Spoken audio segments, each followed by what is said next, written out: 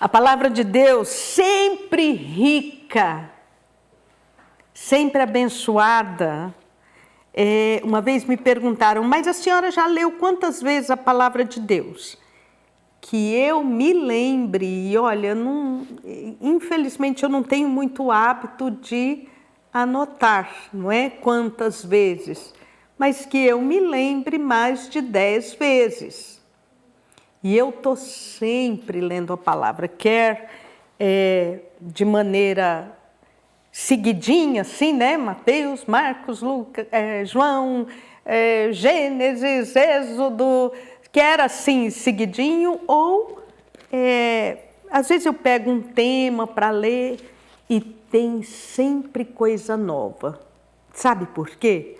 Porque sempre é o Espírito Santo falando ao nosso coração.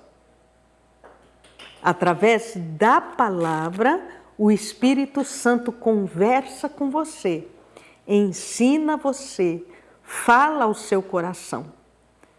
Por que eu estou dizendo isso? Porque as pessoas dizem, eu já li uma vez e acabou, não preciso ler mais. Não, palavra de Deus a gente lê todo dia. Todo dia, você se alimenta o seu espírito, a sua fé, a sua comunhão com Deus através da palavra de Deus. Então, eu vou ler um texto que está em Marcos, capítulo 7, versículo 24, começando no versículo 24. Como o tema do nosso programa hoje é um tema um pouco indigesto, eu vou falar sobre uma mulher que não desistiu. Está aqui. Levantando-se dali, do lugar onde ele estava, e Jesus estava na Galileia, ele estava sendo inquirido por rabinos, ele estava sendo inquirido por fariseus, estavam tentando pegar Jesus em alguma coisa, questionamentos, discussões, e Jesus saiu dali. Levantando-se dali, partiu para as terras de Tiro e Sidom, para uma região um pouco afastada da Judeia. Tendo entrado numa casa, queria que ninguém soubesse.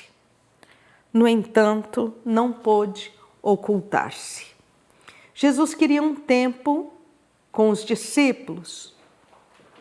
Ele foi com os seus discípulos. Ele queria um tempo, talvez, para orar, ele queria um tempo, talvez, para ensinar os seus discípulos pessoalmente. Ele tentou ocultar-se. Aí a gente pergunta, será que Jesus estava cansado? Pode ser que sim, como não? Em alguns momentos na vida de Jesus, a gente vê claramente esgotamento físico. Vamos lembrar que ele viajava a pé, não é? A única vez que a gente vê que Jesus montou no lombo do jumento foi para chegar em Jerusalém, já ao término do seu ministério. Então Jesus viajava a pé, ele era 100% Deus nesta terra, mas também 100% humano nesta terra. Então ele se cansava, pode ser que Jesus queria um tempo de descanso ali. Entrou numa casa, queria se ocultar, ele não queria aquela multidão, que ele estava sempre rodeado de muita gente. Mas não pôde ocultar-se. Por que que ele não pôde ocultar-se? Porque uma mulher cuja filhinha, olha como Marcos descreve carinhosamente, uma mulher cuja filhinha, eu imagino uma menina de uns 14 anos, talvez, 13, 14 anos, quem sabe 12 anos, um pouco mais velha. Para nós, mães, é sempre a filhinha. Uma mulher cuja filhinha estava possessa de um espírito maligno, tendo ouvido falar de Jesus, veio e prostrou-se-lhe aos pés. Esta mulher era grega, de origem sírio-fenícia, e rogava-lhe que expelisse de sua filha o demônio.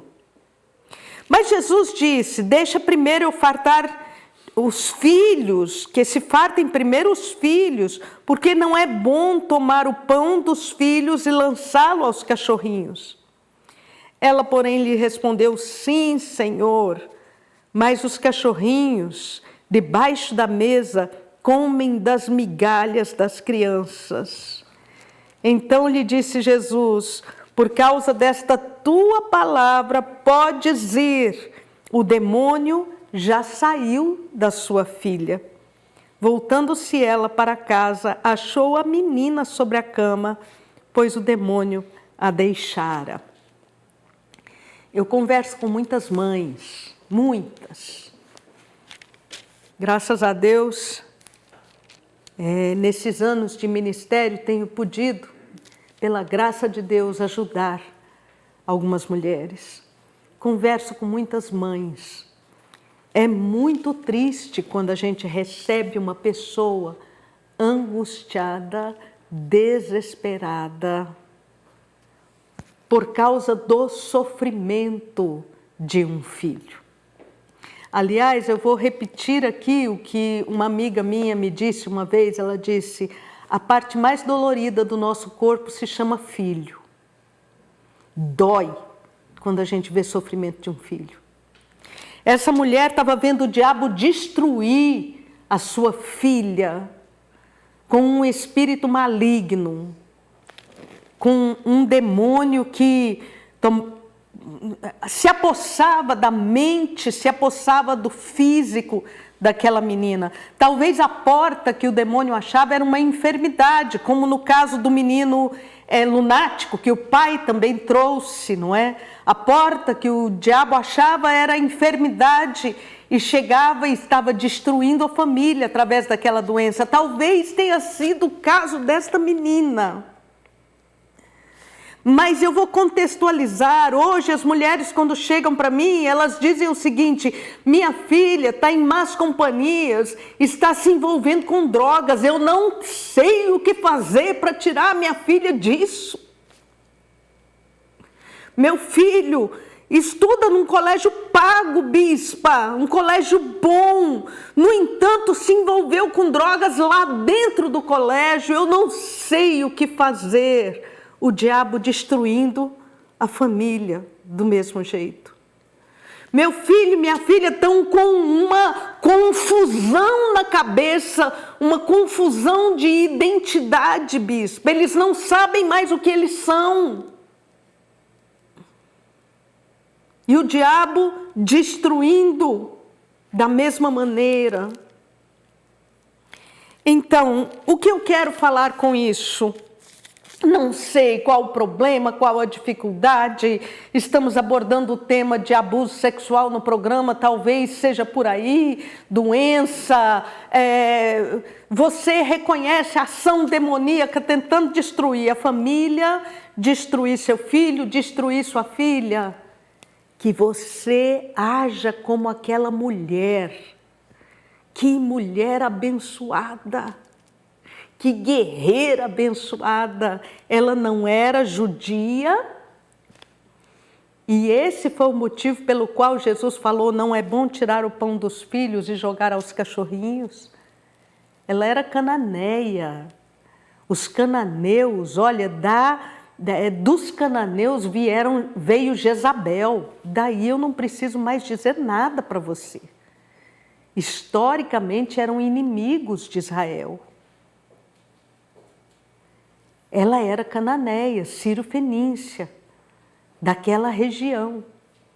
Mas ela ouviu de Jesus, ela creu em Jesus e ela foi atrás de Jesus. Foi atrás do jeito que ela sabia. Ela sabia clamar, ela sabia pedir, ela sabia chorar. Era isso que ela sabia fazer. Ela foi do jeito que ela sabia.